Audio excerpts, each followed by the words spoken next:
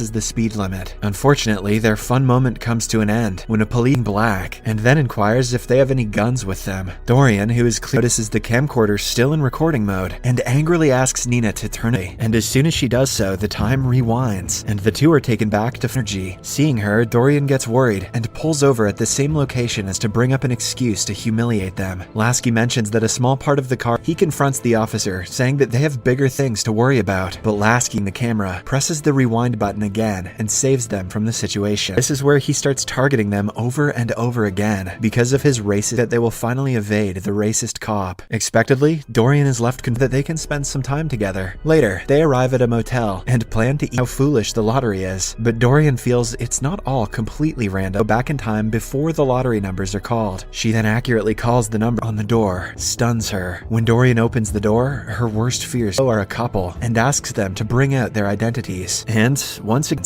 Lasky then tries barging into the apartment, and a tussle ensues between him. But before he can do so, Nina rewinds the time and takes them back to the diner. It seems as if the Matrix has destined the Harrisons to be apprehended by the racist conversation. At first, she introduces herself and buys a pie for him, mentioning that Nina starts explaining that her son means everything to her and that he is going to call for him ever since. Hearing this, Nina offers her condolences, and Nina replies that she worked very hard for it, but Lasky orders her to bring out the car, calming his mother down, but she doesn't listen. Left with no choice, he has something else and shoots him right through the chest without any hesitation. Hospital, where she has been called to identify her son's body. Once all the format presses the rewind button, she prays to God that it works. Fortunately, now, after learning her lessons several times, she decides to leave for them. Later, Nina parks near an abandoned house and finally talks about the racist officer and how he keeps following them everywhere they go. After a bit of thinking, an idea finally strikes his mind, and he suggests they tells Dorian how her older brothers were shot dead by police officers and towards one another. It turns out that he is still upset that she didn't come to their father's brother and asks for his help to stop Officer Lasky. She tries Lives Matter, instantly believes her. It is then revealed that the camcorder perhaps even he used the camcorder several times to save them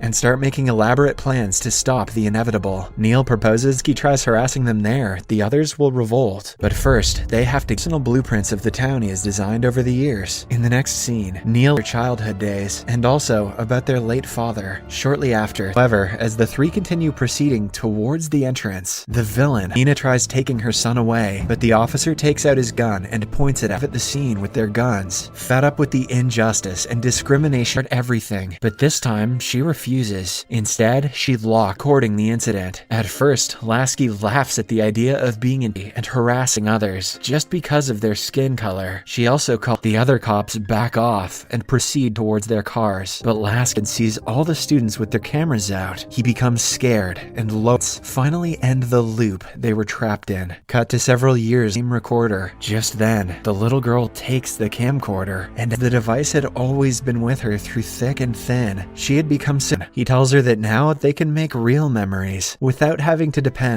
However, when the scene fades black, police sirens are heard. You can't cure racism with pie.